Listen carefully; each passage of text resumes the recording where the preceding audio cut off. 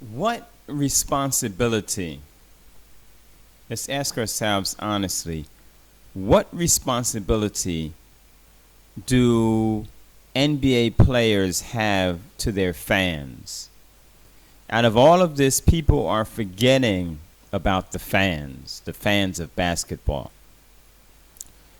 So what responsibility do NBA players have to their fans?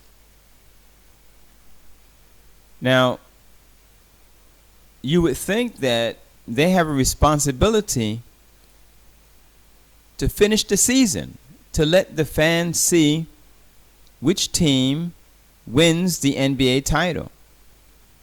The fans have value. The fans, should be valued and appreciated, which was what people were saying before. Even with the fans being taken out of the arena, the fans also still, have rights. Following these players for years and following these players all of the year and then get a break with the coronavirus, the pandemic, waiting to get it started again, following them, supporting them, rooting them on. So there is a responsibility. Now, mind you, I get what they're saying. They're putting pressure on the owners, these billionaires, these rich white people, putting pressure on them so they can put pressure on the government, put pressure on those in authority to make changes for the African American people. That's the objective. But that objective can still be achieved while fulfilling the rights of the fans. For instance, we know change is not going to happen overnight. We know that.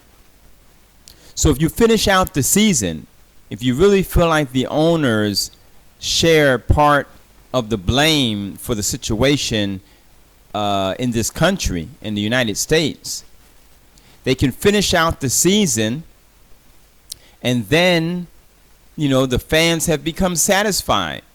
They know who won the NBA championship this year. And they've been strung along. We've been strung along all year long, hoping to find out who's going to win the NBA championship. So to fulfill that, you've satisfied your fans. And then after that, if you want to put pressure on the owners because you feel like that's the best way to get results, then you can say the new season will not start. The new season will not start until we get X, Y, and Z. And you're still putting pressure on the owners by doing that. But you've also satisfied the fans by completing the season and seeing who has won the NBA championship. You've satisfied the fans. So you're now harming the fans as well, because you're stopping in the middle of the playoffs, in the beginning of the playoffs, to do this boycotting. Finish the season. Finish the season to satisfy the fans who are not guilty or responsible for the situation. And many of the fans were African American. So we're part of those who are victims of the racism that exists in the country. But we're also fans, and you chose to go into the bubble where there are some who had the option not to enter the bubble for whatever reasons, whether it's for social injustice, fighting for social injustice, or for family reasons or whatever.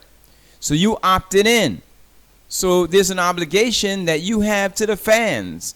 Not only to the owners and the management, but also to the fans. So to finish the season makes sense. To give the fans their right.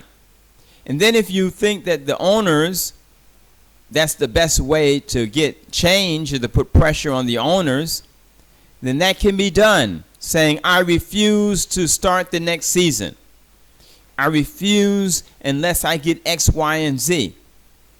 Then you're still putting pressure on the owners.